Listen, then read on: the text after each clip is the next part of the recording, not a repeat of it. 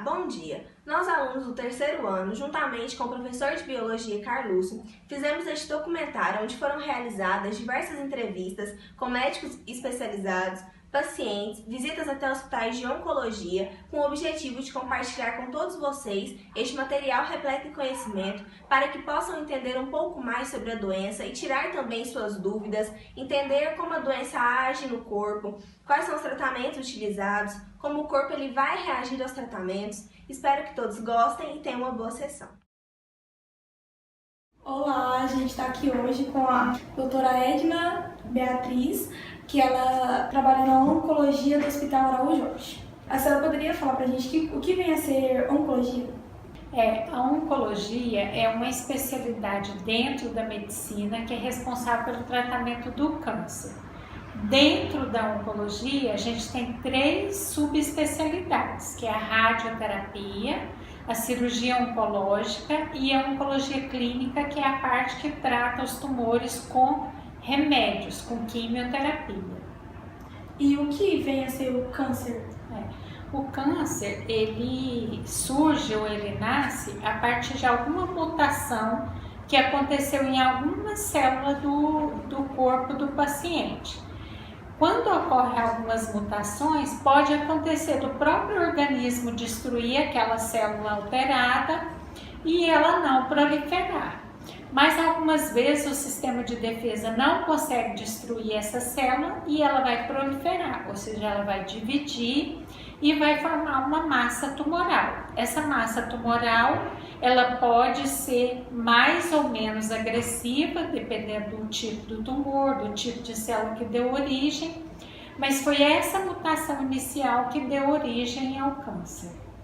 E qual é a diferença entre o tumor e o câncer? O tumor é qualquer lesão, normalmente que tenha acima de 3 centímetros na maior medida, ou seja, no maior diâmetro, e ele pode ser benigno ou pode ser maligno. Quando ele é maligno, ele é um câncer. Por exemplo, um tumor benigno que é relativamente frequente é o lipoma, que são aqueles lobinhos ou aquelas bolinhas de gordura que aparecem com muita frequência no tecido subcutâneo. É uma massa tumoral, porém não é um câncer, porque é uma proliferação benigna. E quais são os cânceres mais frequentes? No nosso país, os cânceres mais frequentes são o câncer de pulmão, o câncer de mama, o câncer de colo uterino, o câncer de estômago e o câncer de próstata. Então, assim, a gente tem uma infinidade muito grande de cânceres diferentes, mas esses são os mais prevalentes na população em geral. Como é que eu posso definir o tipo do câncer? Como eu chego a especificar o tipo dele?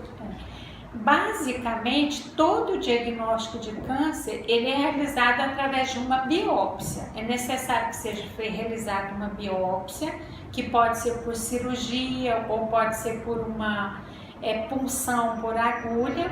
A partir dessa biópsia vai ser feito um anato patológico, ou seja, esse fragmento de tecido vai ser analisado por um médico, que é um patologista, e aí ele vai classificar se aquela lesão é um câncer ou não. A partir daí ele vai dizer se o tipo do câncer, o tipo da célula do câncer, e em algumas situações ele precisa fazer um exame a mais, que é chamado imunohistoquímica, que é como se fosse um exame da patologia mais aprimorado para você definir melhor o tipo e a característica daquele câncer que você está fazendo a avaliação.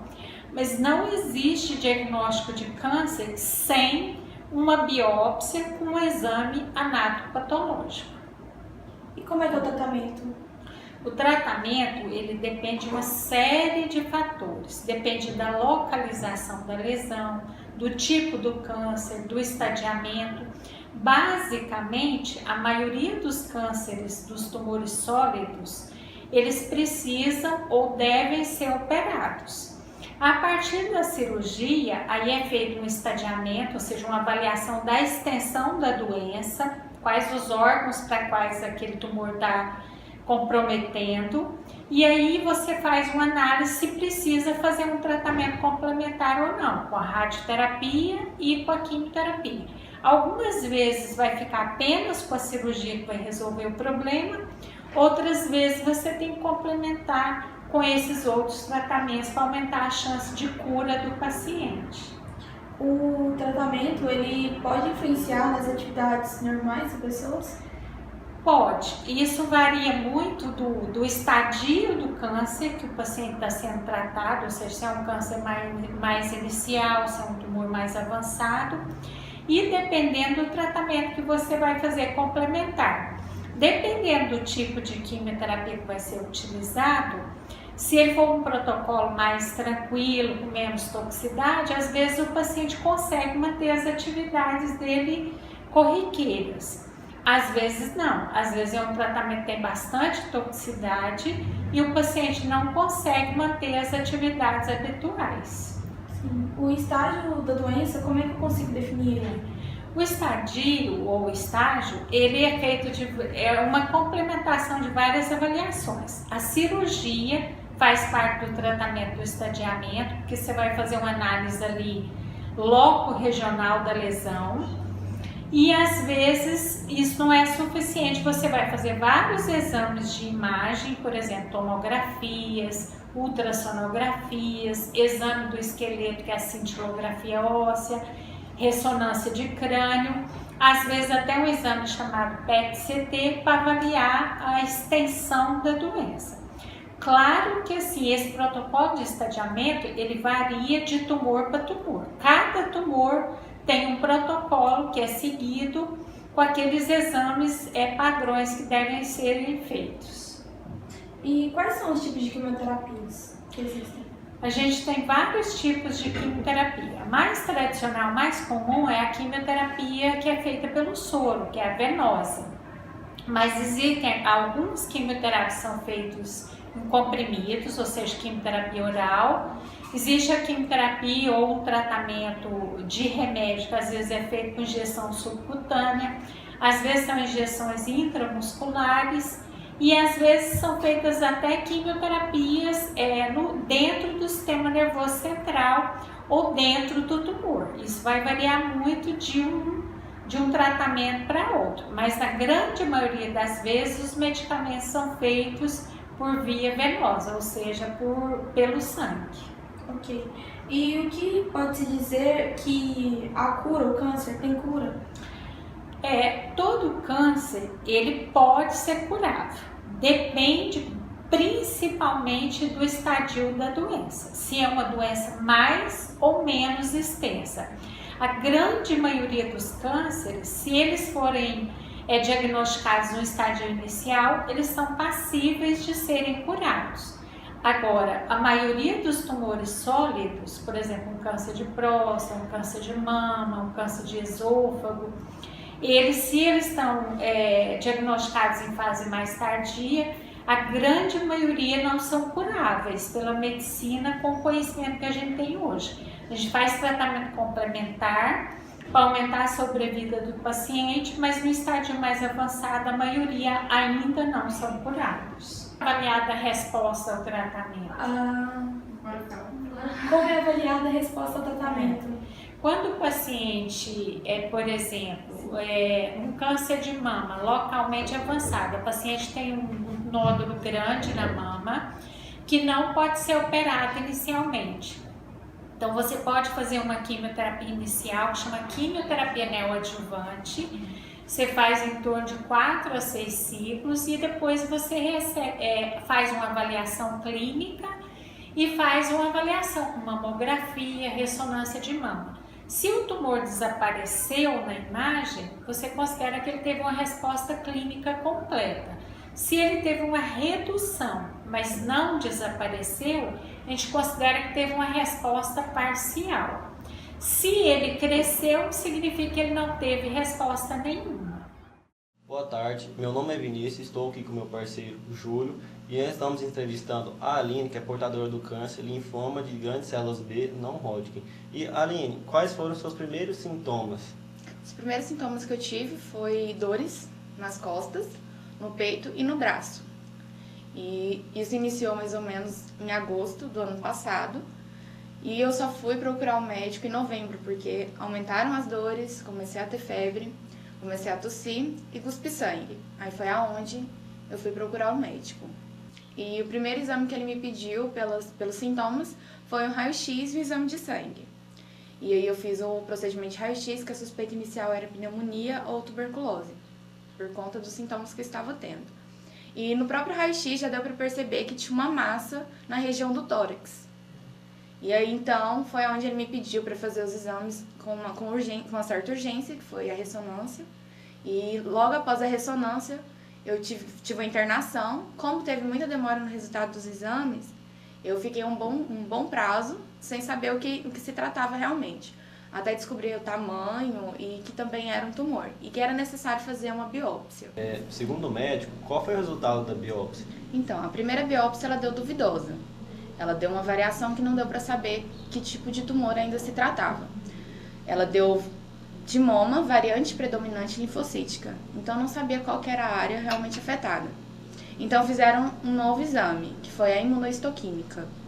E na imunohistoquímica, descobriram que se tratava de um linfoma de grandes células B não Hodgkin. Como você havia dito, o linfoma ele está localizado na região do tórax. E isso desencadeou algum outro problema? Sim. Como ele estava na região do tórax próximo ao coração, ele empurrava meu coração para a esquerda e onde houve a compressão da minha veia cava superior, onde ocorreu inchaços da parte da minha cintura para cima e também soltaram veias na região do meu tórax. Bom, você citou que teve um inchaço durante o tratamento do linfoma.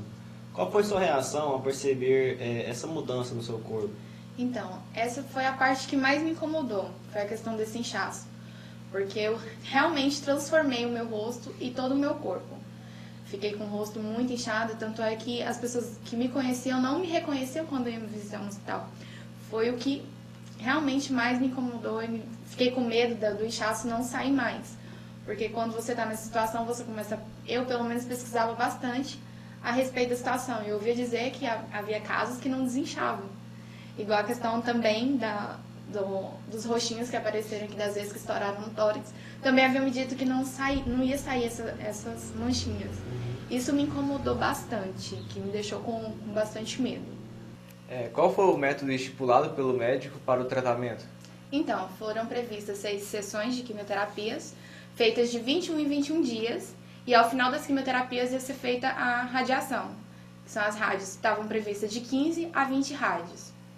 Aí seriam feitas de segunda a sexta. Quais foram as reações que a quimioterapia e a radioterapia causaram em você?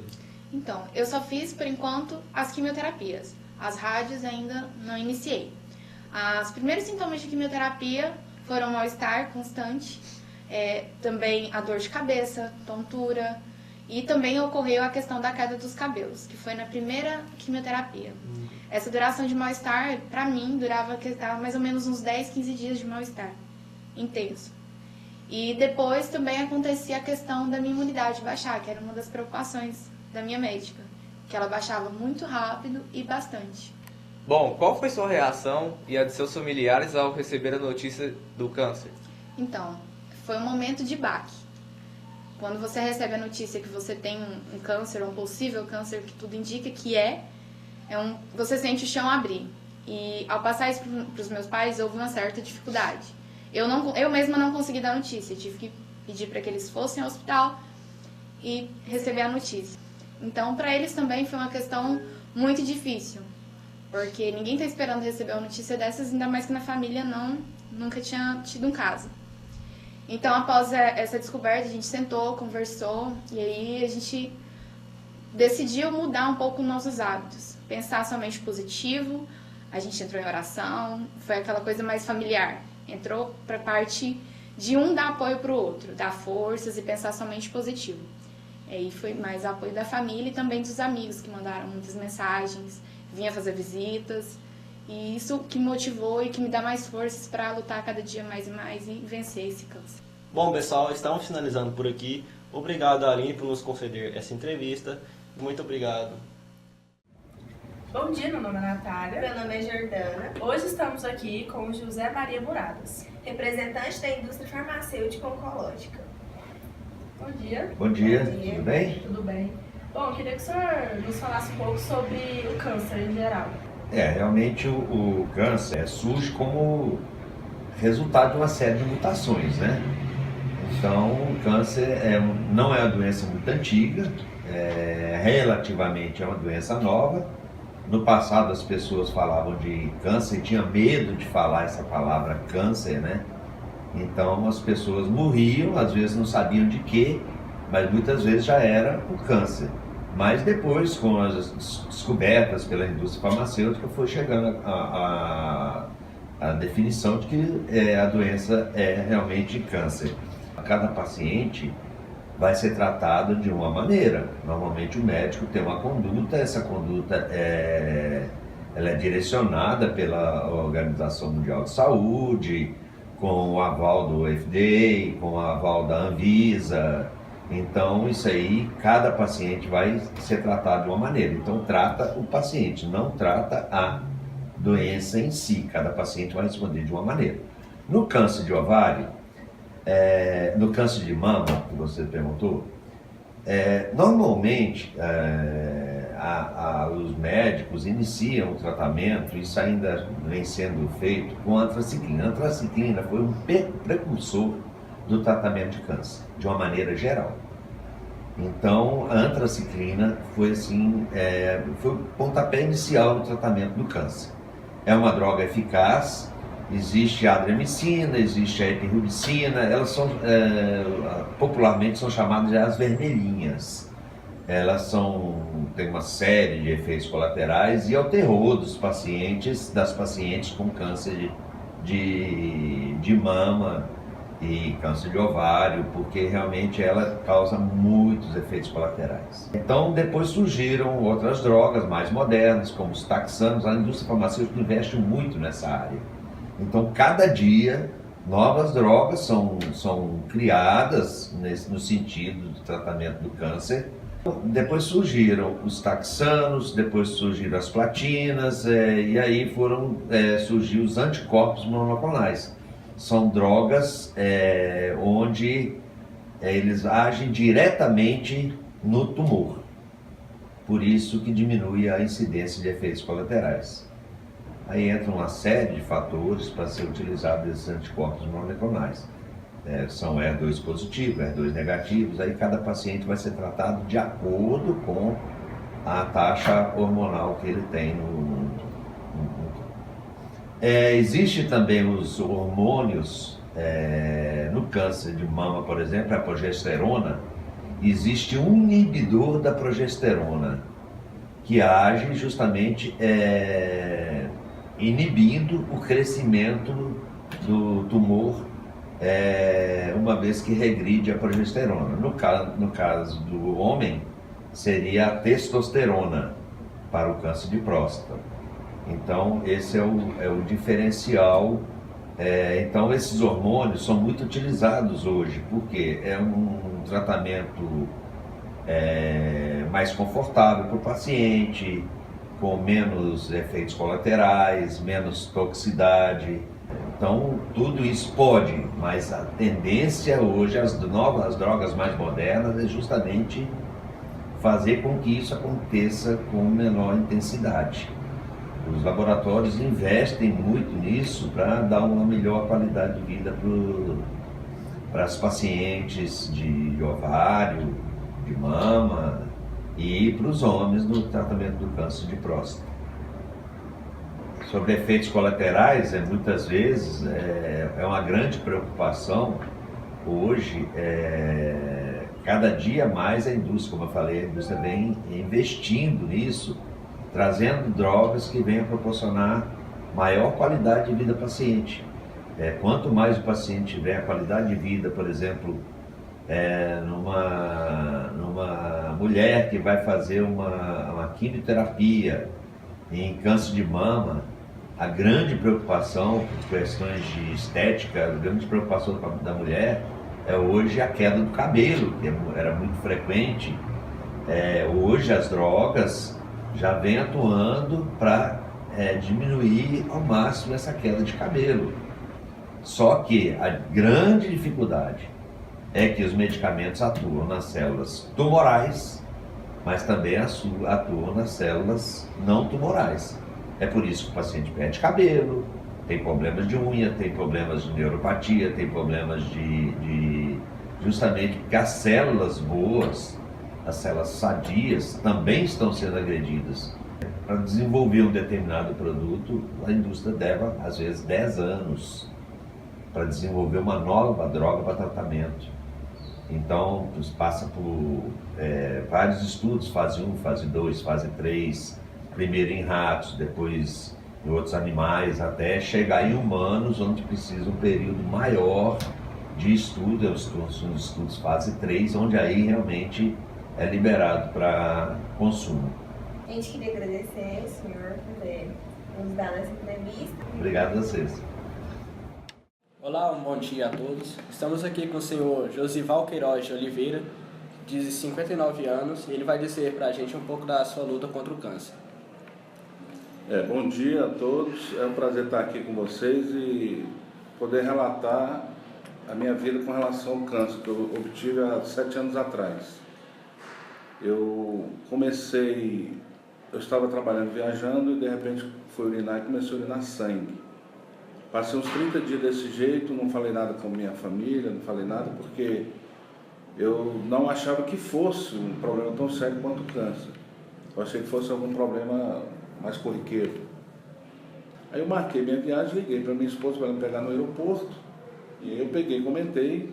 Aí ela já havia marcado uma consulta para mim lá no Hospital do Jardim América, com um urologista. Aí fui no hospital, conversei com o médico, ele falou, olha, vamos ter que fazer alguns procedimentos aí para a gente ver o que é isso. Aí ele pediu uma série de exames primeiro, fiz, eu levei os exames para ele dar uma olhada, e ele falou, olha, vamos ter que fazer um procedimento com você aí.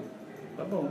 Aí ele marcou o exame, daí internei, aí entrei para o centro cirúrgico, e depois eu não vi mais nada, e depois eu saí.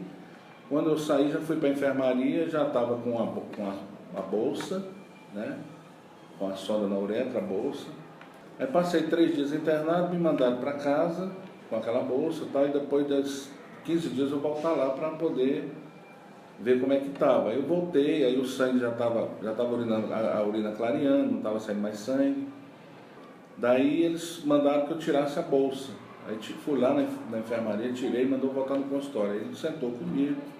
Falou, olha, cara, eu tenho um assunto para falar com você que não é uma coisa muito boa, mas infelizmente nós temos que comentar com o senhor. O senhor está com um problema sério de câncer. E ele falou que eu tinha 4 tipos de tumores, cada um diferente um do outro. Aí ele falou, olha, a partir de hoje sua vida muda completamente, em todos os aspectos. Foi aí que começou a minha luta contra o câncer, e estou lutando aí até hoje. Eu acho que a pessoa que tem uma doença dessa, ele tem que ter uma estrutura, primeiro espiritual, né? E segundo, familiar, para poder dar uma sustentação, uma base para a pessoa seguir em frente com o tratamento. Porque se a pessoa não tiver uma estrutura familiar muito boa, ela se desespera e comete uma besteira na vida. Porque não é fácil não, a situação é complicadíssima, é uma situação muito difícil. E como foi sua recuperação? Olha, a recuperação é uma recuperação muito lenta, muito dificultosa. Porque eu passei os 4 primeiros anos meus, foi muito difícil. Cirurgia uma atrás da outra. A primeira cirurgia eu fiz, com 35 dias já tive que fazer outra cirurgia. Os tumores voltaram com intensidade, arrancou todos eles, mas voltou com mais intensidade. Com 35 dias eu comecei a urinar sangue novamente. Aí liguei para o médico e falou, corre aqui. Cheguei lá e falou, já vamos entrar para a cirurgia. No outro dia eu já fui para o centro cirúrgico de novo, já fiquei internado mais uns 15 dias. Sonda, tratamento, e assim foi. É muito custoso, é muito difícil, a gente fica muito abalado, fisicamente, estruturalmente, mas a gente não pode perder a fé, né? De forma nenhuma, porque é um problema sério, mas você tem que ter cabeça para lutar contra a doença. Porque se você se entregar, você vai embora. Não é fácil, não. Com 3 anos, já começou a amenizar a situação, começou a ficar controlado, aí o médico falou, agora vamos começar a fazer essa quimioterapia. Aí eu entrei nessa quimioterapia e comecei fazendo essa quimioterapia, fui fazendo, foi amenizando. Aí chegou um ponto que ele falou assim, olha, está solucionado, está controlado o câncer seu agora. Nós vamos fazer a revisão sua de 3 em 3 meses. Eu falei, glória a Deus, amém por isso. Passou 30 dias, eu comecei a urinar sangue de novo. Aí liguei pro médico, corri lá e mandou, vem aqui, aí eu fui lá. Cheguei lá,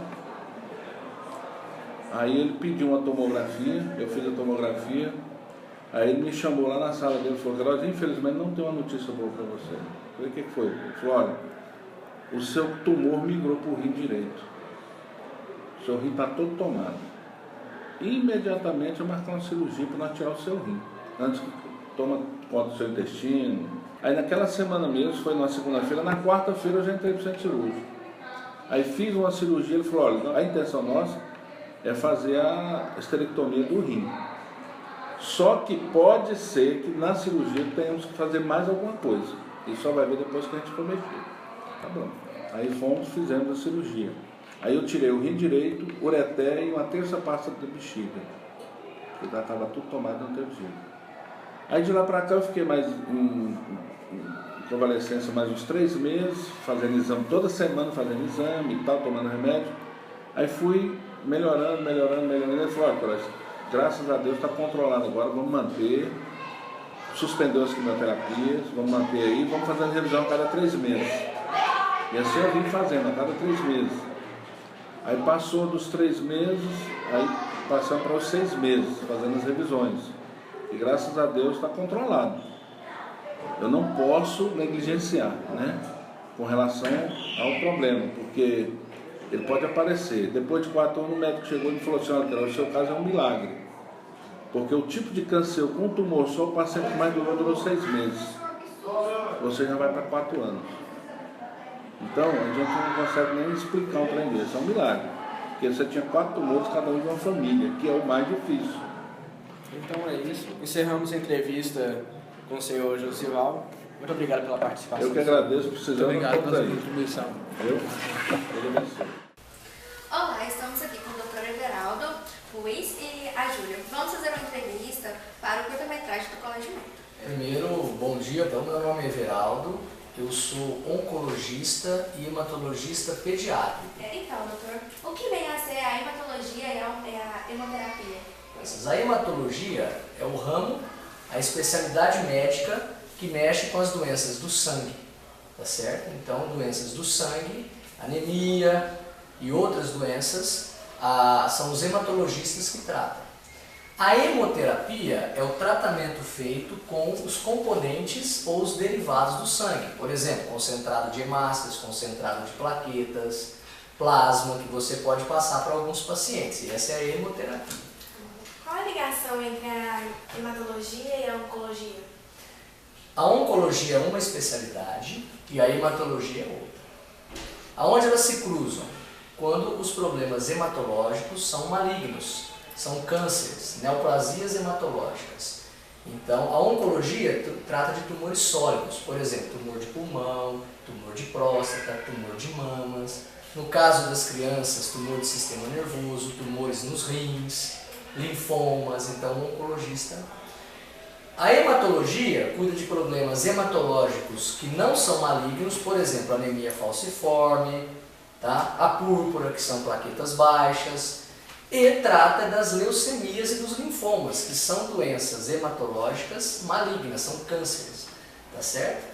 Tá? Então, para as neoplasias hematológicas, o hematologista também faz o tratamento. E o oncologista trata os tumores sólidos, que a gente chama, tá certo? Sim. E o que vem a ser a leucemia e o linfoma, e que são os principais sintomas? A leucemia é muito importante quando nós estamos falando de oncologia e hematologia pediátrica, porque é o câncer mais comum da infância. Então, durante a infância, 25% das neoplasias são leucemias. Tá? Então, as leucemias, elas constituem um tipo de tumor tá? Um câncer que acomete a fábrica do sangue. A fábrica do sangue é o tutano do osso, a gente chama de medula óssea. Todo mundo já viu tutano de osso, tá certo? Então o tutano do osso é a fábrica do sangue. Lá fabricam os componentes do nosso sangue. Os glóbulos vermelhos, as plaquetas e as células de defesa, que são os glóbulos brancos. A leucemia, ela infiltra a fábrica do sangue, tá certo? Então a pessoa deixa de produzir o sangue. Deixando de produzir o sangue, a pessoa vai ter o quê? Anemia, vai ficar muito pálida, vai ter manchas roxas, porque não tem as plaquetas para estancar sangramento, e pode ter uma febre prolongada, porque não vai ter as células de defesa. Como é um câncer, todo câncer são células que se multiplicam sem parar, então eles vão crescendo, crescendo. Ela pode invadir. Invade o quê? O fígado e o baço, então a pessoa pode ter aumento do fígado, aumento do baço. Aumenta os gânglios linfáticos, então a pessoa pode ter aumento de ínguas, tá certo? Então todos esses, pode também pegar a parte de fora do nosso osso, chama periósteo, então dá uma dor em membros, dor nas pernas que não melhora. Esses sintomas, eles têm que se unir. Porque são sintomas, febre, muita coisa pode dar febre.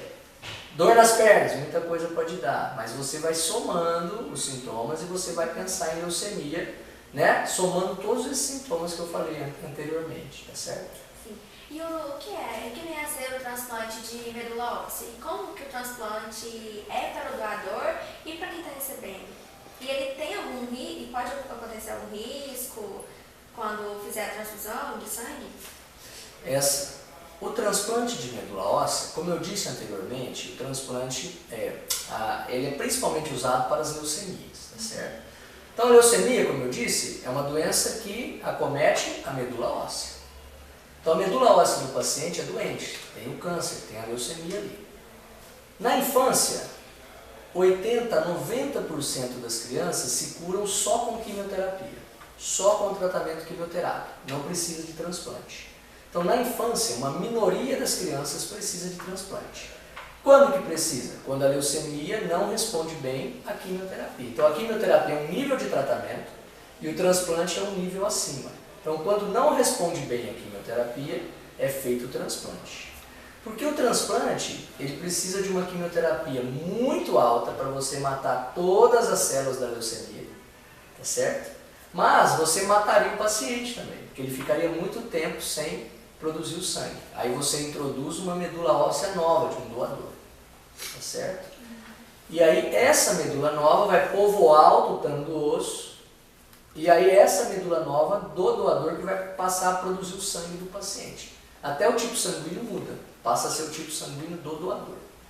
Quais são os riscos do transplante? Para quem está recebendo, já tem a leucemia, que é uma doença grave, vai ter que receber uma quimioterapia em dose muito alta, então existe realmente o risco de morte, tá? Existe, tá certo? Então uma porcentagem dos pacientes não resiste ao transplante.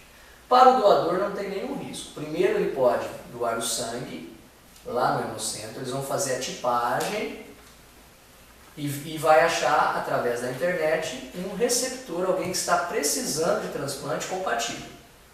Achou? Esse doador vai ser contactado, vai até o hospital onde será feito o transplante e vai doar a medula. A doação de medula ocorre com uma picadinha nas costas, no tutano do osso, né? Então vai lá com uma agulha e colhe a medula. E depois essa medula é transfundida no paciente. Então para o doador não tem risco nenhum. Tá certo? Sim. E sabemos que como essa profissão que o senhor segue, tem muitos riscos de vida. Você atende pacientes com risco muito grande. E assim, qual foi o principal caso mais difícil que você teve que lidar? Olha, eu não tenho um caso mais difícil, né? A gente tem vários pacientes que procuram a nossa ajuda e o que a gente se defronta muito, assim, são casos graves, então é muito sério, né? Assim, você falar para os pais que o seu filho deles está com câncer. Eu sou pai, vocês ainda não são, mas é tudo que o pai não quer escutar, que um filho está com câncer. Tá? Graças a Deus, os tumores infantis são os que respondem melhor ao tratamento. Então, como que eu posso dizer? A chance de cura de uma criança é bem maior do que a de um adulto com câncer. Tá certo? Então, Primeiro que a maioria tem cura, então isso você tem que falar. Tá? Lógico que vai passar por um tratamento. Esse tratamento consiste geralmente em quimioterapia ou quimioterapia e radioterapia que os pais e a criança e nós vamos dar o apoio, todos vamos passar juntos. Tá certo? Então assim, todos os casos são complicados nesse sentido, são tratamentos prolongados, são tratamentos que têm efeitos colaterais, tá? Agora, os mais difíceis são aqueles que não respondem, que às vezes você faz a primeira linha, a segunda linha, a terceira linha de tratamento e infelizmente não responde. São casos muito tristes para a família e a gente como médico também fica chateado de não poder proporcionar a cura ao paciente. Quando a pessoa descobre que está com a doença, o ideal é ir primeiro um hematologista ou um oncologista? Depende da suspeita. Se a suspeita for leucemia ou problemas do sangue, hematologista. Se for um tumor em outra localização, abdômen, como eu disse, pulmão, próstata, mama, aí teria que ir para um oncologista. Então, o médico geral que vai indicar, ele vai suspeitar e depois ele vai encaminhar para algum desses dois especialistas, entendeu? O que se tem de novo na oncologia que pode ser considerado um avanço científico? O que tem de avanço hoje, tanto na oncologia infantil quanto na oncologia de adulto, mais até na clínica, são, a gente chama de target therapy, que seria a terapia-alvo molecular. Então, a quimioterapia é um tratamento que mata os bonzinhos, é como se você jogasse um míssil, vai matar quem é bom e quem é ruim. Tá? A terapia-alvo molecular, ela vai e escolhe só as células do câncer. Então, as células do câncer têm diferença com as células normais. E nessas diferenças você pode fazer medicações que vão ser tipo mísseis teleguiados. Eles vão lá e vão matar mais as células do câncer e não vão afetar tanto as células normais. Então, o futuro já não é nem futuro, já é presente. Existem muitos tumores já que têm dentro do tratamento uma terapia-alvo molecular que a gente fala. E qual é a diferença desse tratamento que o senhor falou e a quimioterapia e a rádio? Então, a quimioterapia são medicamentos que basicamente atingem o DNA celular. Então, eles fazem com que haja quebras e alterações no DNA e as células morrem. As mais sensíveis são as células do câncer, porque elas estão sempre se dividindo e sempre precisando produzir DNA. Mas atinge o corpo como um todo. Células boas também são atingidas. Tá? Então, essa é a quimioterapia. São remédios que você faz na veia, comprimido, intramuscular, tá certo? Então, remédios sistêmicos. A radioterapia, ela usa radiação gama. Ela vai e ela é um tratamento localizado. Então, tem um tumor no braço, você vai lá e irradia o braço. Você mata naquela região as células do tumor, mas mata as células boas também. E a terapia-alvo molecular, você dá remedinho, geralmente são remédios endovenosos ou via oral, ele é sistêmico. E que aí, através das diferenças em algumas moléculas, ela vai lá e atinge só as células do câncer. Olá, boa tarde. Estamos aqui com a Vânia para entrevistar ela, para ela contar um pouco de sua história, de como foi a luta contra o câncer. Vamos lá com a primeira pergunta. Você tinha algo que fizesse pensar que tinha câncer? Não, na realidade não. Na realidade, assim, eu acho que ninguém pensa em câncer, né? Até o momento de vocês apalpar e sentir. E em um determinado momento da minha vida eu estava deitada e resolvi fazer um toque normal. E aí quando eu fui tocar o seio, eu achei um nódulo. Aí eu já, na hora assim, veio um estalo. Eu falei pro meu marido, olha, eu tô com uma coisa aqui que não é minha. Parece que eu saí fora de mim na hora, né? Eu não sabe, pra mim parece que era até um sonho que eu tava passando, um pesadelo, né? Que eu tive. Mas, assim, até então eu nem sabia que estava grávida da minha filha. Eu desconfiei, já procurei uma mastologista diretamente, porque eu tenho caso da minha família de câncer de mama, uma tia falecida há 15 anos com câncer de mama, e aí eu me assustei e já fui direto na mastologista. E nós fizemos uma punção, e nessa punção não deu nada, não deu o que ela estava imaginando, poderia ser uma necrose gordurosa, e aí ela partiu para a biópsia. E no dia da biópsia, um dia anterior, eu comecei a desconfiar que eu estava grávida. E ela teria marcado essa biópsia para de manhã. De repente ela me liga falando que não ia dar, porque ela teria uma cirurgia mais tarde e eu teria que estar lá às 18 horas. E com isso deu tempo de eu ir no médico e pedir um exame para confirmar se eu estava ou não grávida, né? Para levar para a médica. E quando eu peguei o resultado de exame, já fui direto para a médica para fazer a biópsia. E já levei o resultado da gravidez junto. Quando eu cheguei lá e falei para ela, olha, eu vim e tem uma notícia para te falar. Eu tô grávida. Aí ela, praticamente, ela quase desmaiou na minha frente. Nossa, mas como assim você... E agora, o que a gente vai fazer? Se eu te der uma anestesia muito forte agora, você pode ter o perigo de perder essa criança. Eu não quero ser responsável por isso. Aí ela sentou com outras médicas e conversou para ver o que poderia ser feito, para não arriscar. E aí elas conversaram entre si e resolveram fazer, me dar uma anestesia mais branda, que não pudesse afetar às vezes a gravidez. E assim foi feito a biópsia com essa anestesia. E depois veio o resultado, uma semana depois já veio o resultado de que era maligno. E aí eu comecei a procurar outros médicos para cada um dar um diagnóstico, né? Saber se era tudo igual. E até então eu ficava assim, o que será que vai acontecer comigo, né? E aí quando eu achei uma médica que eu senti segurança para ficar com ela, aí ela foi me falar sobre tratamento, sobre cirurgia, e queria que eu tivesse abortado a criança de imediato, porque era um tratamento muito forte, muito pesado, que ela não ia me poupar por causa dessa criança. E que ela me queria com pelo menos 70 anos sem esse problema. E que a chance de sobreviver minha e dela era muito rara. Então eu teria que optar pela minha vida. E eles não optariam por pensar numa terceira pessoa, e sim só em mim. Não foi fácil para mim aceitar a situação, principalmente quando você fala que tem que fazer uma mastectomia total, fazer um tratamento que vai cair o cabelo todo, né? Porque até então se torna depois público para todo mundo. Eu teria que enfrentar isso e ainda enfrentar uma gravidez que eu não sabia se iria dar certo ou não, né? Aí no dia da cirurgia, da mastectomia, foi que ela ficou sabendo que eu não iria retirar a criança. E aí eu falei pra ela, pode ficar tranquila, faz a cirurgia, se for de dar certo vai, se não for também, Deus vai providenciar o melhor pra mim. Eu preciso ficar bem, eu preciso ficar sem esse problema. E aí aconteceu, fez a cirurgia e ela ficou preocupada comigo com a reação pós-cirurgia, que eu ia ficar na... Então assim, eu me preparei para essa situação sozinha, porque eu queria estar bem, né?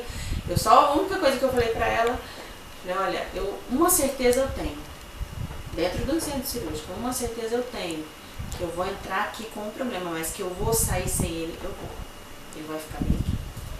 E aí foi, graças a Deus a cirurgia correu tudo bem, e aí depois veio a quimioterapia, né? Pra mim foi um baque muito grande, principalmente que é a hora que você parte, assim, pra mudança física. Essa mudança física você sente, tem que se preparar. Mas, como eu tinha que passar, eu sabia que tinha que passar, eu tentei levar da melhor forma possível. Eu estava entrando no 4º mês de gravidez, quando eu comecei eu fiz a cirurgia, na realidade, quando eu já estava com 2 meses de gravidez, quando eu descobri. E como eles estavam com medo do processo da gravidez atrapalhar, evoluir o processo do tumor, porque era receptivo ao hormônio, e como a gravidez sua, você está muito cheia de hormônios, esse hormônio pode alimentar o tumor e crescer exagerado. Então eles quiseram agir muito rápido, porque não quis bloquear essa gravidez e aí teve que acontecer tudo. Atualmente a senhorita situa-se curada por esse câncer? Curadíssima. Mas ainda tem algum acompanhamento ou Tem. remédio? Eu, após as quimioterapias, eu já teria que estar tomando um medicamento que duraria 5 anos, como se fosse uma quimioterapia oral, que ela fala que é a fase da chance de sobrevida do tumor, de poder voltar ou não. Durante esses 5 anos eu fazia acompanhamento de 6 em 6 meses. E após esses 5 anos que foi que ela me liberou fazer um acompanhamento anual. Aí esse acompanhamento anual é pro resto da vida. Muito obrigado pela entrevista. Agradeço. Agradeço, então. Obrigada também. De nada. Obrigado a todos. Vida louca, vida breve, já que eu não posso te levar, quero que você me leve. Vida louca, vida imensa, ninguém vai nos perdoar, nosso crime não compensa.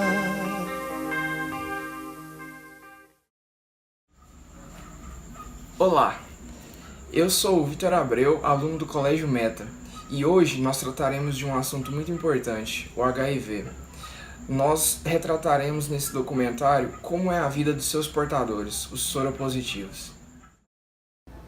Oi, tudo bem, gente? Alunos do Colégio Meta. Eu tô aqui com o psicólogo Bruno Fernandes, ele vai falar um pouquinho pra gente tirar algumas curiosidades sobre a doença AIDS.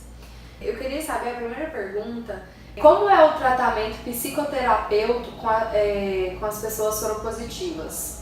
A psicoterapia, ela envolve tanto a questão do paciente hospitalizado, quanto às vezes pacientes ambulatoriais, né, que vêm só para consulta. Nos casos de pacientes internados e hospitalizados, ela é uma psicoterapia breve, que a gente chama na psicologia de psicoterapia breve focal, independente do tipo de abordagem, seja terapia cognitivo-comportamental, psicodrama, psicanalítica, fenomenológica, humanista.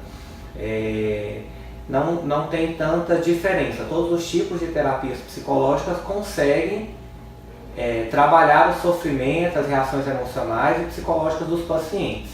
A diferença, o ponto em comum é que todas elas vão trabalhar de forma breve, porque o paciente pode não estar aqui no próximo dia, pode receber alta, e então a gente não trabalha com questões mais antigas da pessoa, mas sim com aqueles sintomas e reações emocionais e psicológicas que estão surgindo no momento. Existe também a modalidade de atendimento ambulatorial.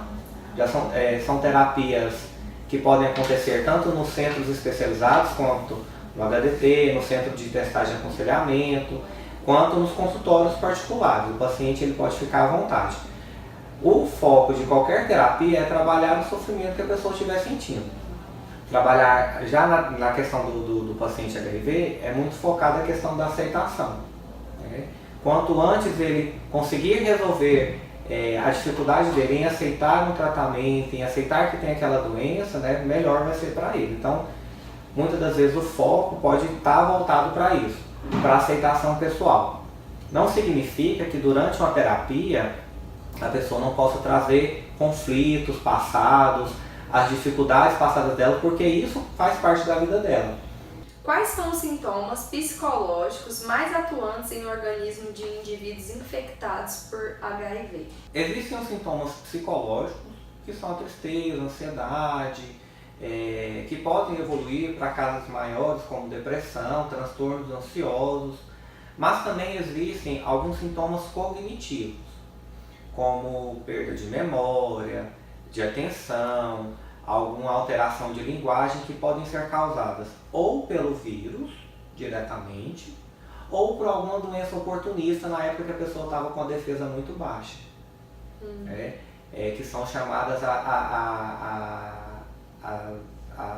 demências associadas ao HIV, ou diretamente pelo vírus, que o vírus pode circular por todo o organismo, inclusive no sistema nervoso, ou por alguma doença oportunista que acabou se alojando no sistema nervoso, como alguma infecção bacteriana, alguma infecção por fungo, ou algum outro tipo de vírus.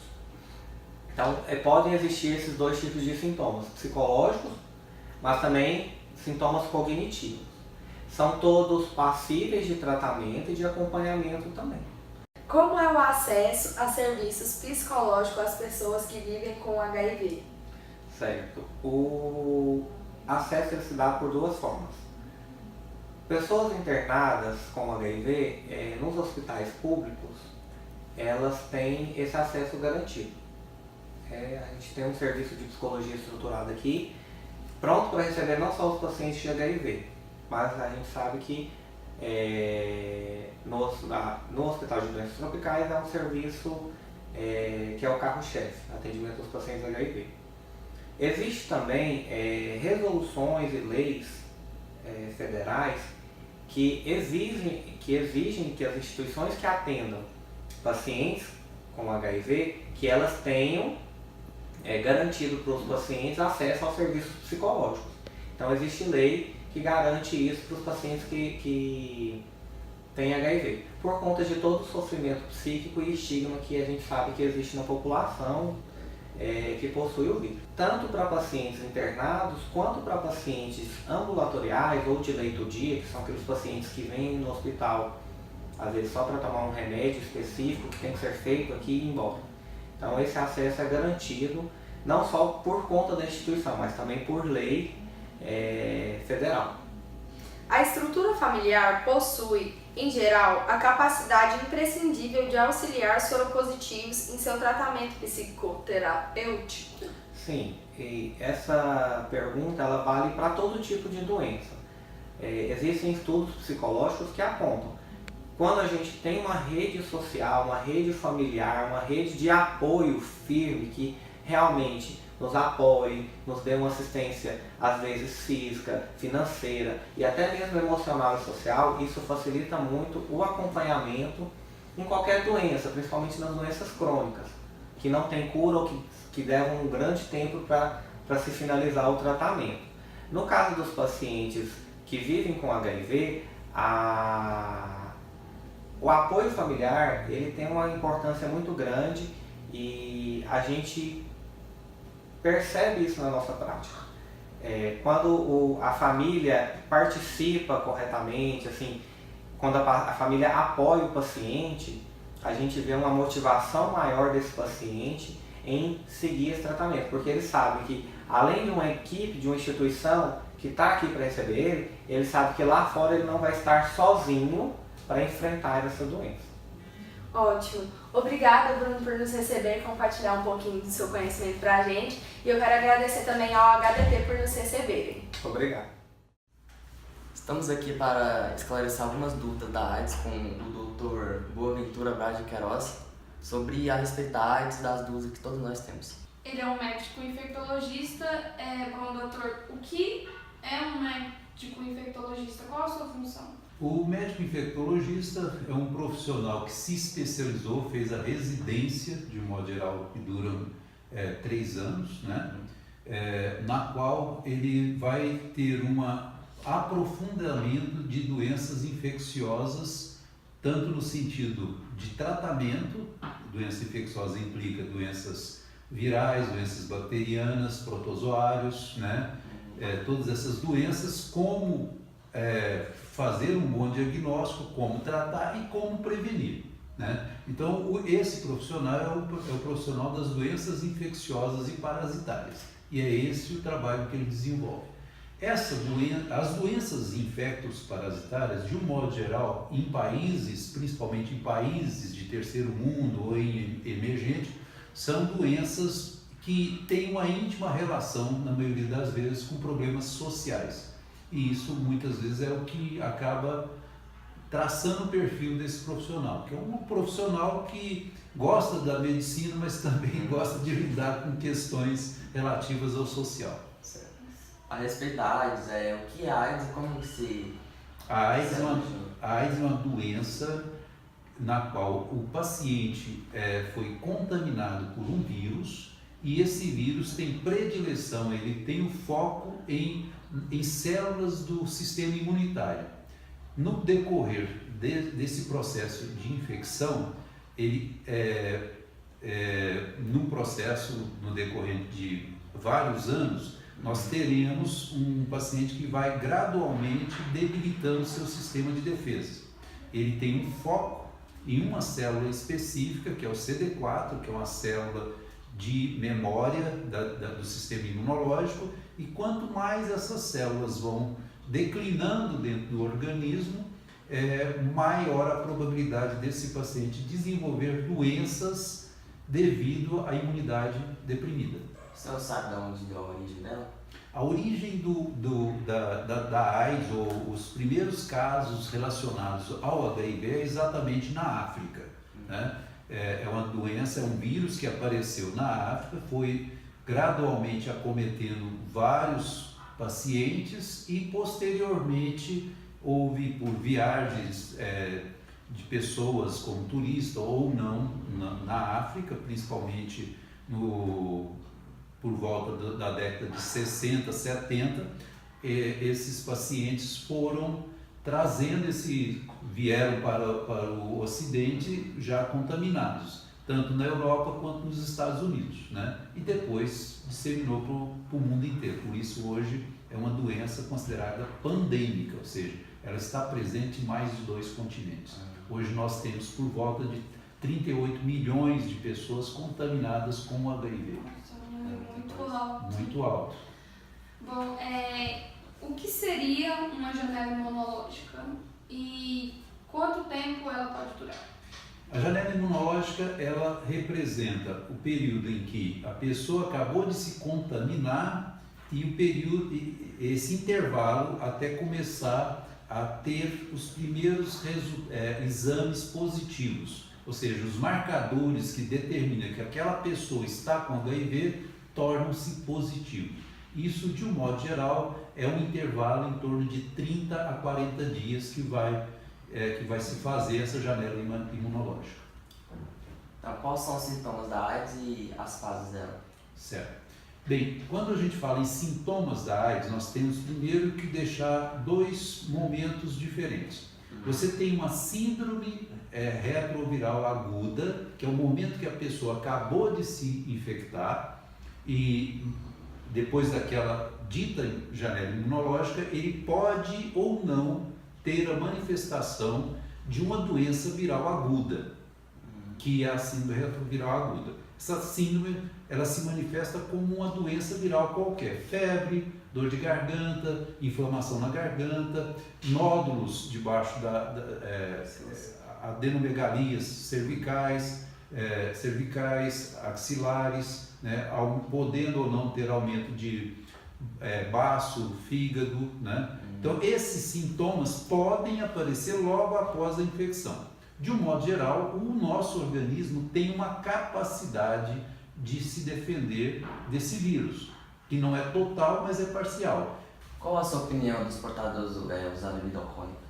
De um modo geral, desde que seja de forma social, não há problema de uso de bebida alcoólica. Uma cervejinha, uma taça de vinho, isso é uma situação normal. Não interfere nada? Não, de um modo geral não. Interfere para qualquer paciente, desde que se ele começa a exagerar no álcool, que vai fazer mal para qualquer pessoa, né? Mesmo ele tomando um coquetel de remédios, não pode cortar o não, efeito? Não corta o efeito, desde que não abusando demais, porque o problema do álcool é a indisciplina. Quer dizer, o indivíduo que exagera no álcool, ele acaba se tornando indisciplinado, acaba não tomando as medicações. Sim. E para finalizar, na opinião do senhor, o índice de portadores aumentou nos últimos anos ou diminuiu? Deveria ter diminuído, porque se você pensar do ponto de vista do conhecimento sobre a doença, nós temos conhecimento dessa doença desde 84, mais ou menos, né? A grosso modo. Então, esse processo de educação, de aprendizado dentro das escolas, nos meios, na mídia, de como se transmite essa doença, é bem conhecido. Porém, nós temos um grande entrave. Nós não modificamos esse índice de crescimento da doença, ele está mais ou menos estável, está extremamente alto. Se você compara com a população em geral é 0,5. ou 0,5% da população em geral é portadora do HIV. Os homens que fazem sexo com homens, isso está em torno de 10%. Por quê?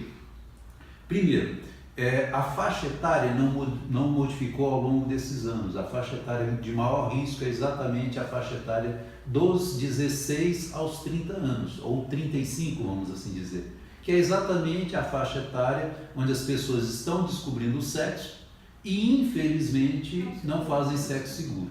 Né? E por esse motivo nós estamos mantendo níveis elevados de contaminação nessa mesma faixa etária e por um motivo básico,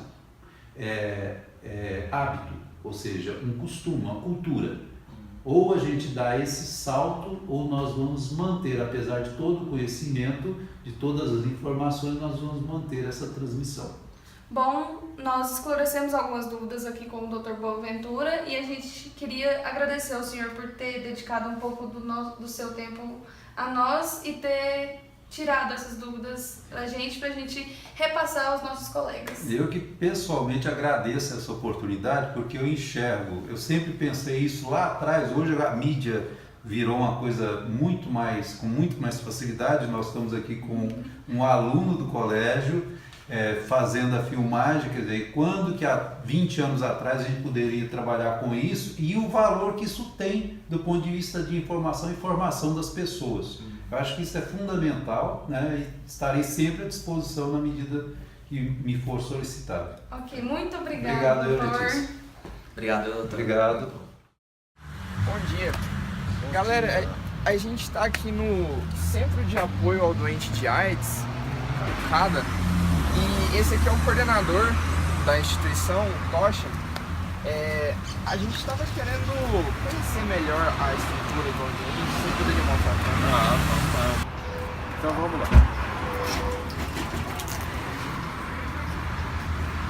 Bom, primeiro eu vou divulgar para vocês o nosso meio de receita, né? E um dos meios da gente arrecadar dinheiro, fundo para nós manter a instituição, são materiais recicláveis também. Que as pessoas traz aqui, ou as empresas ligam e a gente vai até as empresas buscarem material reciclável. Como o Tocha estava me explicando aqui, eles não contam com grande ajuda do governo. O governo dá isenção de energia elétrica e de água apenas. O resto eles conseguem a partir de doações. São pessoas caridosas que doam alimentos, doam roupas também, né? Sim, roupas usadas, sapatos, tudo. Aqui é a parte de doações, de recicláveis, que as pessoas ligam, ou então vem até aqui, fazem doações. E agora eu vou mostrar para vocês lá para dentro. Sim. Essa ampliação que nós tivemos aqui foi através de uma premiação da Fundação Bill Gates. Tá? Nós ampliamos, reformamos aqui. Já faz alguns anos, mas foi através de um prêmio que nós tivemos com a Fundação Bill Gates. Tá? Quer dizer, os de fora prestigiam a gente, dão valor no nosso trabalho, né? E, infelizmente, no Brasil ninguém dá, né? Os políticos não dão, eles só pegam. Então, aqui é onde as pessoas ficam albergadas, são as pessoas que vêm do interior e não têm aonde ficar, e eles ficam albergados aqui, por tempo determinado. Tem aula feminina, aula masculina. E é esse o nosso trabalho. Vamos lá conhecer então.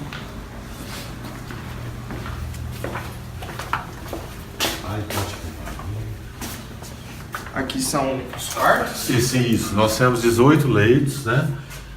Para abrigar as pessoas durante o tempo que elas estão aqui. Essa área aqui seria... É uma área de convivência, né? Das pessoas, quando ficam albergadas aqui, eles podem ficar aqui à noite. E ali do lado tem o escritório, que tem atendimento jurídico, psicológico. Vamos ter lá para vocês conhecerem. Vamos lá então.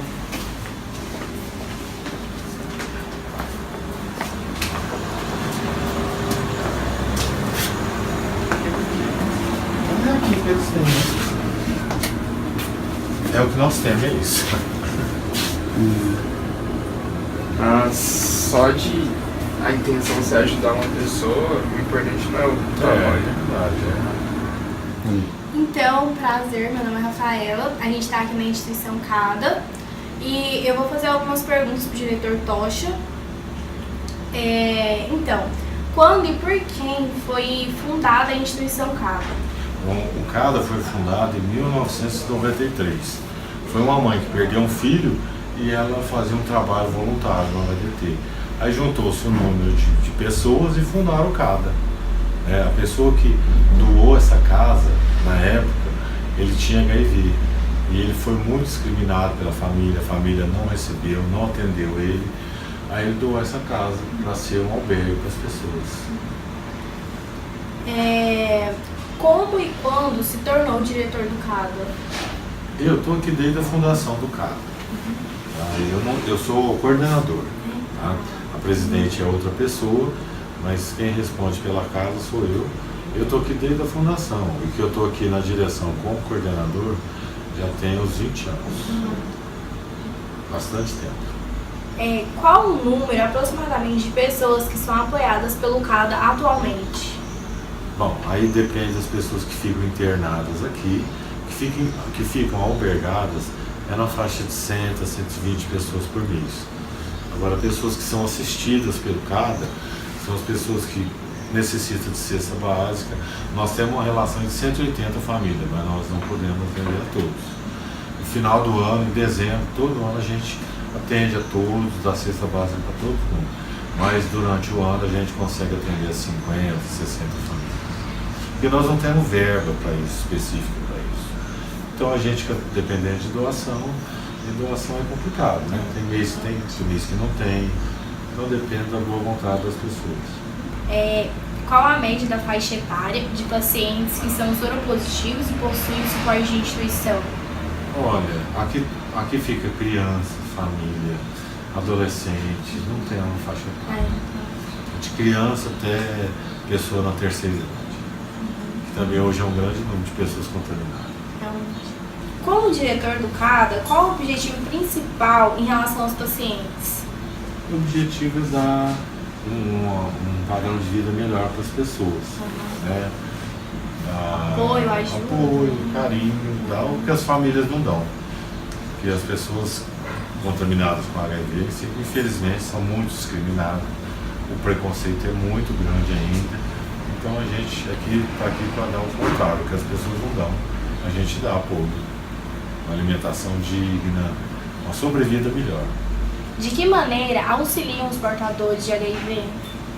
Nós auxiliamos nesse sentido, né, de albergá-los, de recebê-los. Na maneira do possível, a gente compra medicamentos, documentos que eles pedem. E muitas das pessoas que têm HIV depois se contaminam, se envolvem com droga, com alcoolismo. E a gente entra com a parte psicológica também. Então a gente dá suporte para a família, suporte para as pessoas, enfim, poder caminhar com as próprias pernas. Né? Bom, o CADA, ele conta com um site que é o www.cada.com.br e ele tem uma função bem bacana. Você poderia explicar pra gente? Sem dúvida. A função do nosso site é mostrar o trabalho, né, que nós desenvolvemos, né? Já vamos fazer 25 anos, e também levar informação, esclarecer. Várias pessoas entram no nosso site e através do nosso telefone liga para pegar informação, tirar dúvidas, sabe? Muitas vezes eles não se identificam, a maioria das pessoas, quando ligam, porque tem vergonha, ou tem receio, ou então teve alguma relação de risco, entendeu? Então é onde eles procuram para esclarecer, para tirar dúvida, mas o site é muito importante. Nós temos o site e também temos no Facebook, os amigos do CADA. É para nós desenvolver nosso trabalho, falar da nossa instituição, enfim, para a nossa instituição ficar conhecida, mais conhecida, entendeu? Você nos disse que aqui vocês vivem de doações e eu sei que os soropositivos têm os coquetéis que eles têm que tomar. Isso. Você poderia falar pra gente o valor, assim, se são muito caros, qual que é a acessibilidade a esse medicamento? O coquetel, ele é muito caro, mas ele é dado pelo governo, né? O governo federal que banca esse medicamento. Agora, o medicamento para as doenças oportunistas, que as pessoas aparecem com as doenças mesmo, é inevitável, a maioria não tem hoje no serviço público, nos hospitais públicos, não acha sequer um remédio para febre, para dor. Então a gente ajuda dentro do possível, né? Dentro que a gente pode ajudar, a gente sempre ajuda. Mas o valor do coquetel, ele é muito alto. E o governo federal banca esse coquetel. Em relação ao preconceito que os soropositivos sofrem, como é que é essa questão? Olha, o pior da doença é o preconceito. Tá? A família não aceita, esse período da família aceitar, os amigos aceitar, é um período muito difícil, as pessoas sofrem muito, entendeu? Então, eu te digo hoje com sinceridade, o pior do HIV hoje é o preconceito. Porque o medicamento existe, a pessoa se tomar um medicamento, ele vai ter uma sobrevida longa, as consequências do medicamento não são fáceis, mas o pior do HIV é o preconceito. Porque as pessoas não empregam uma pessoa que tem HIV, entendeu? Eles não dão oportunidade para as pessoas. E isso é o que mais mata o doente AIDS. Ainda existe aquela mistificação de que o contágio é feito, às vezes, pelo toque, pelo compartilhamento de um talher, por exemplo. Sim, existe Tanto que eu isso. também já ouvi história da mãe limpar o sofá quando a filha levanta. Existe tudo isso, né? Agora, os empresários, as empresas, eles não contratam uma pessoa que tem HIV. Para ele conseguir um emprego, ele não pode falar que ele tem doença. E essa doença, por exemplo, todo mês ele tem que ir no hospital. Só que ele não pode falar disso. Se ele falar, as empresas não contratam mesmo. Numa relação de risco, existe uma vacina que pode ser tomada após. Não é vacina. É um medicamento que pode ser tomado. É um medicamento, então? É um medicamento, não é vacina, é um medicamento.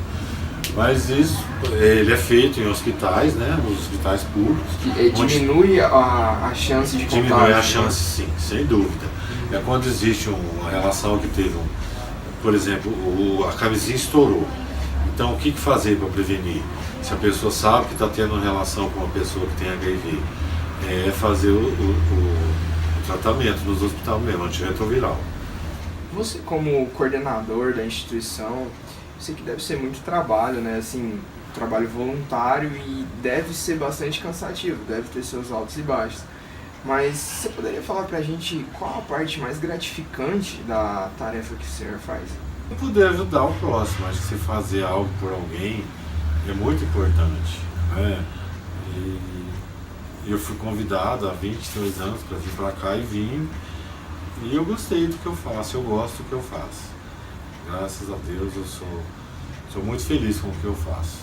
Hoje eu já me aposentei, eu não dependo assim, de outros trabalhos, então o trabalho que eu faço aqui é um trabalho voluntário. Mas eu sou muito feliz pelo que eu faço. Eu acho que muitas pessoas eu já consegui resgatar várias pessoas, sabe? Consegui arrumar muitos benefícios junto à INSS para pessoas muito carentes, e isso foi muito bom. Então, com certeza, você deve ter mudado a vida de todas essas pessoas. Ah, sim. E de certa forma muda da gente também. Claro. Né? A maneira que você encara as coisas, que você encara a vida. Isso dá muita força pra gente. É uma coisa assim que abre a mente, Com acaba certeza. com o preconceito. Com certeza. Eu recebi uma carta há uns tempos atrás de agradecimento, que pra mim é uma coisa assim, foi muito importante, sabe? O cara falando que eu dei comida quando ele tinha fome, sabe? Eu dei remédio quando ele estava doente, sabe? Então, isso é uma coisa que marca muita gente, né? A pessoa te agradecer de tudo isso que fez, então acho que isso... Então é isso, eu queria agradecer ao senhor por abrir as portas pra gente, estar conhecendo o projeto, né? A estrutura da casa, e isso é muito gratificante ver o senhor fazer isso pelo próximo. E que as pessoas venham fazer isso também, ajudar com doações, e é isso. Oi, meu nome é Gabriela, a gente veio aqui no CADA conversar com o João Batista. Então, fazer algumas perguntas para ele. Quando que começou as suspeitas do possível vírus? Assim, começou por razão de eu ter ficado com uma pessoa que já tinha, só que eu não sabia que ele era soro positivo. Aí por comentários de amigo, eu resolvi estar fazendo um exame. Foi assim que eu descobri. Entendi. E quando você descobriu, o que foi a primeira coisa que você decidiu fazer assim? Assim, quando eu descobri, eu fiquei assim, no momento sem chão, mas assim, no mesmo momento eu pus no meu coração que ia seguir em frente e que aquilo ali não ia mudar a minha vida, que queria fazer meu tratamento certinho e que aquilo ali eu ia viver normal. Aí você procurou assim fazer o tratamento? Assim, de Procurei, imediato já de imediato. Tem 8 anos já. 8 anos. Uhum. E a família, como é que foi? A família, assim, no começo eles, como é muito antigo, ficou naquela. Foi no médico perguntar como que era o convivimento com a pessoa que tinha. Aí eles explicaram que sem problema, com talheres, copo. Aí eles já ficaram mais tranquilos, porque o povo punha muita coisa na cabeça deles. É porque as pessoas são muito carentes de informação, né? Então acha que não pode ter muito contato, essas coisas. E como é que você lida com isso hoje, assim, já, tipo, as pessoas? Eu me lido com a minha vida de antes, normal, tranquilo. O tratamento como é que é? Ontem mesmo tive a consulta, fui, meus exames estão tudo bem, agora só vou voltar com 6 meses, tá tudo ótimo. Tomando os remédios certos, bola pra frente. Continua normal, né? Tranquilo. Entendi. E como é que é, assim, quando as pessoas ficam sabendo, como é que elas, tipo, como é que é o tratamento, é diferente, você sente alguma coisa assim? Hoje tem muitas pessoas que têm preconceito até de pegar na mão, ou beber no mesmo copo, mas tranquilo, assim, no começo eu abaixava a cabeça, hoje eu faço levantar mais a minha cabeça. Foi tranquilo, de imediato eu consegui o tratamento certinho.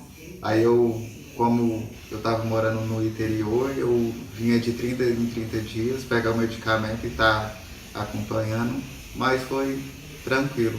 De imediato eu consegui. Fui bem acolhido. E como é que foi, assim, o começo com os tratamentos? Foi normal? Como é que reagiu? Foi tranquilo, porque assim, como o médico explica, cada um tem um organismo diferente. E eu, desde o começo do tratamento, eu nunca tive reação nenhuma, porque eles falam que muitos têm sintomas de vômito, dor de cabeça, diarreia. Eu acho que, pelo menos eu estou com o organismo muito forte, porque eu não tive nenhuma reação. Mas isso, às vezes, isso que põe um pouco de medo na pessoa, mas se a pessoa não entrar no tratamento, não vai saber se ele vai ter reação ou não. Então, o que eu indico é que a pessoa esteja procurando o tratamento. Entendi. E você toma até hoje, né? Toma até hoje. No começo, eu tomava 6 comprimidos. Como foi controlando, aí foi diminuindo. Hoje eu tomo só um comprimido durante a noite. Entendi. E como é que é a sua vida amorosa? Você namora? Assim, hoje não. Hoje não namoro, assim, por a questão, porque no momento eu não estou preparado para estar dividindo isso com outra pessoa. Então, para mim, viver uma vida amorosa, eu terei que estar pronto para mim estar abrindo isso com a pessoa. Porque não é toda pessoa que vai aceitar. Às vezes sim, às vezes também não. Então, assim, eu não quero viver uma vida de mentira, viver com a pessoa ocultando o que eu sou de verdade. O Colégio Meta agradece por você ter proporcionado essa entrevista pra gente. É muito bom a gente estar entrevistando alguém para quebrar um pouco desse tabu e ver que a vida dele é totalmente normal, ele nunca foi internado, tem 8 anos que faz o tratamento e cada vez diminui mais o medicamento, né? Então é isso, muito obrigada. Obrigada, viu? Oi, meu nome é Anne, eu estou representando o Colégio Meta, estou aqui com a dona Eunice e a gente vai falar um pouquinho sobre como que é a vida dela. A senhora pode contar pra gente um pouquinho como é que é o seu relacionamento com seus familiares, como que a senhora descobriu depois que soube que era ponto positivo? Hoje eu vivo uma vida tranquila, né? Meu relacionamento familiar tá bem, meu trabalho tá bem também, mas antes foi difícil, né? 2001 eu descobri o vírus e a minha família, inclusive até minha mãe, tinha medo até de pegar na minha mão. E assim, eu passei por uma situação muito difícil, porque na descoberta do vírus, quando a doença manifestou, o que aconteceu comigo? Eu perdi meus tecidos. O que é os tecidos? Eu perdi baço, fígado, e fiquei paralítica das pernas. Tive que fazer terapia, né, para voltar ao movimento das pernas. E tive 2 toxoplasmoses no cérebro, do qual eu perdi a memória. Então assim, eu fiquei 1 ano e 2 meses fazendo tratamento no HDT. Então, através da medicação de lá todinha e fisioterapia e muita assistência, né, dos médicos, e graças a Deus eu superei, né? Tô aqui, mas assim, eu enfrentei. Depois veio o problema das rejeições, família. Foi o principal. Pai, irmão, mãe, tios, filhos, todos me rejeitaram. Tanto que eu tive que sair da minha cidade e vim morar aqui em Goiânia, exatamente porque eu não aguentei o abandono da minha família, eu me senti sozinha. Nesse momento da minha vida, a única pessoa que me apoiou foi o Tocha, que é educada, né, que ele entrou na minha vida nessa época, assim, como um anjo que Deus colocou e fez o papel de pai na minha vida e faz até hoje. Foi através, assim, Deus, eu senti que Deus colocou na minha vida pra mim não desabar totalmente, né? E assim, ele segurou nas minhas mãos, me apoiou, me sustentou, vestiu a minha camisa, né, de abandono familiar, ficou comigo lado a lado, me apoiou em tudo, ele, a equipe daqui, né? E aquilo me deu mais assim, força, né? Depois, 2 anos depois, eu voltei na minha cidade, com a ajuda do Tocha, né? E fui lá buscar a minha filha, que era pequena, e trouxe ela, que a força da minha filha também me ajudou muito, né, no processo do abandono familiar. Então assim, eu me agarrava muito na minha filha, que era uma bebezinha na época de 6 aninhos, sabe? Então eu tive muita força de vontade. E quando que a senhora descobriu que tinha o vírus, a forma de transmissão? Como? Isso, como e quando? Como, de repente, do nada eu senti uma dor. Fui internada no hospital na minha cidade e já fui perdendo os tecidos, já a infecção já estava muito avançada demais, né? Já devia estar contaminada há muito tempo, porque quando ela manifesta, ela já fez o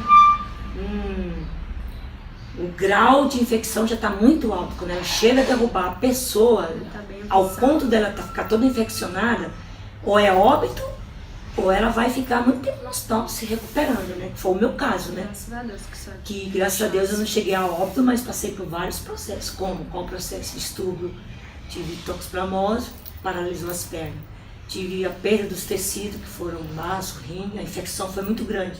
Como que eu descobri? Deu uma febre enorme em mim, uma infecção, diarreia, e fiquei muitos meses no hospital lá na minha cidade, não teve recurso para mim, aí tive que vir para Goiânia. Só que 2 meses depois de tratamento que descobriu que eu estava com AIDS.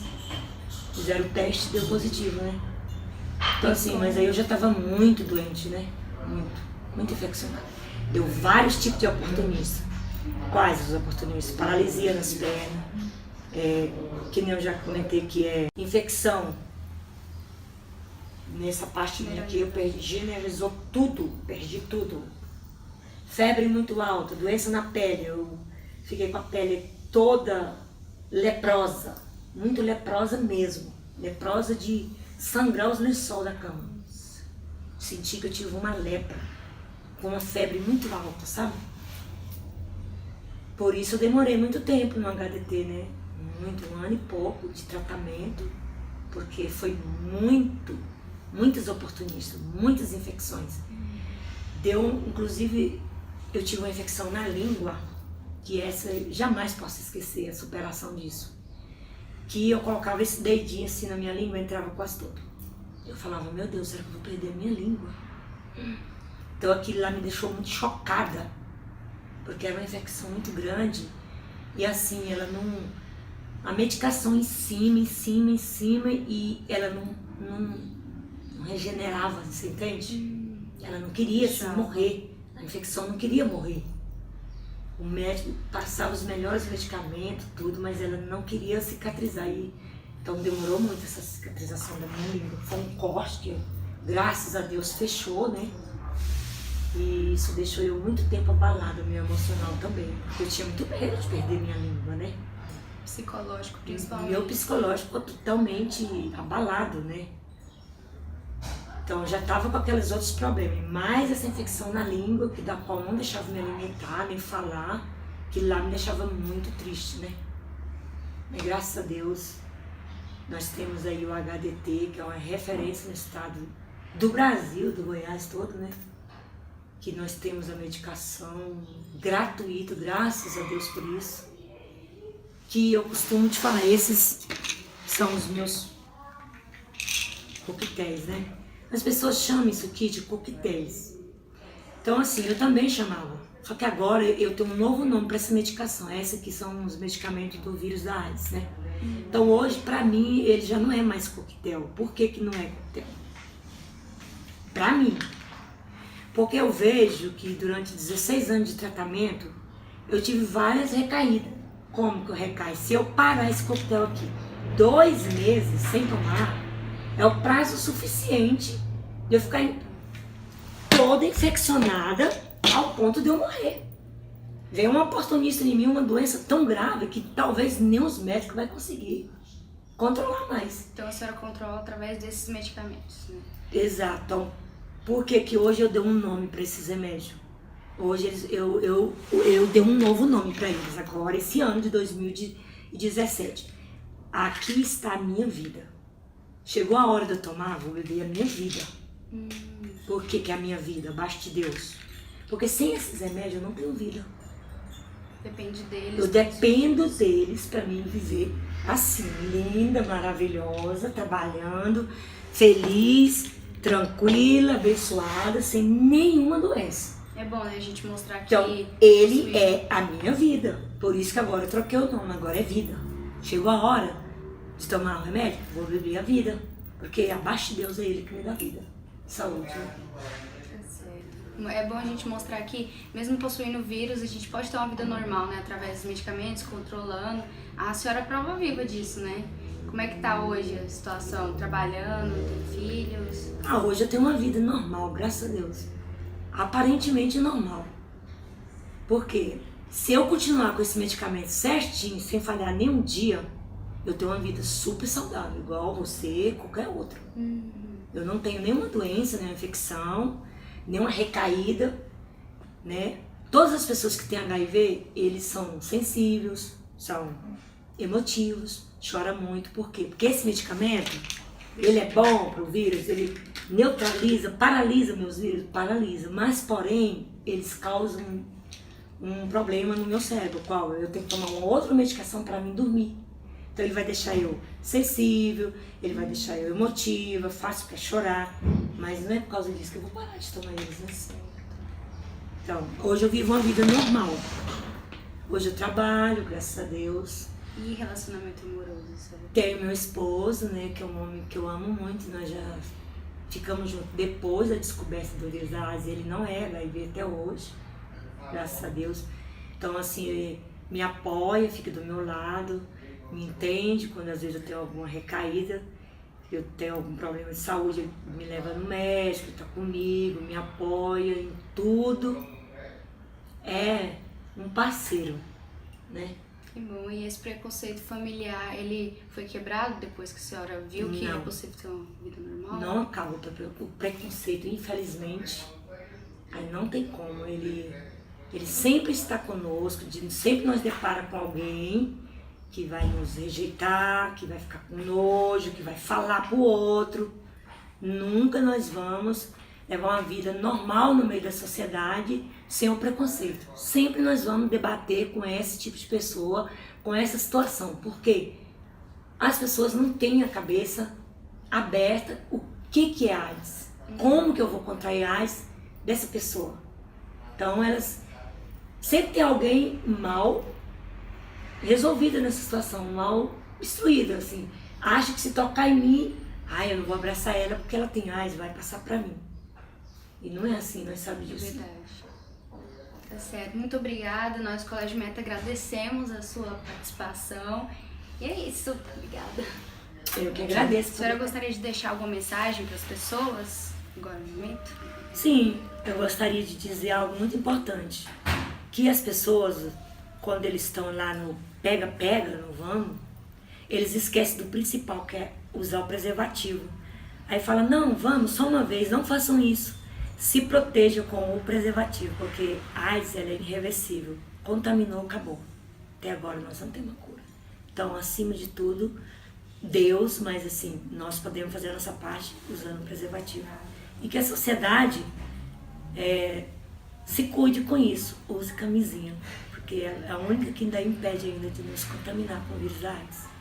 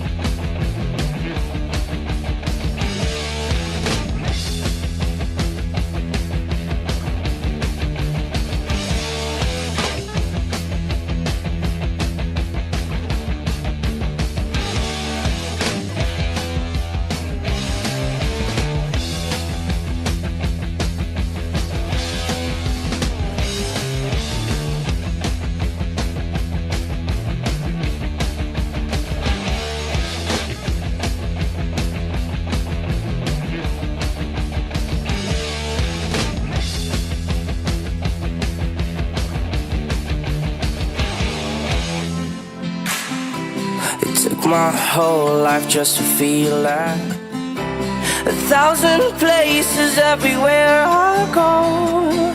I feel the hearts beating, and even far, this is my home. Oh, we never let me go.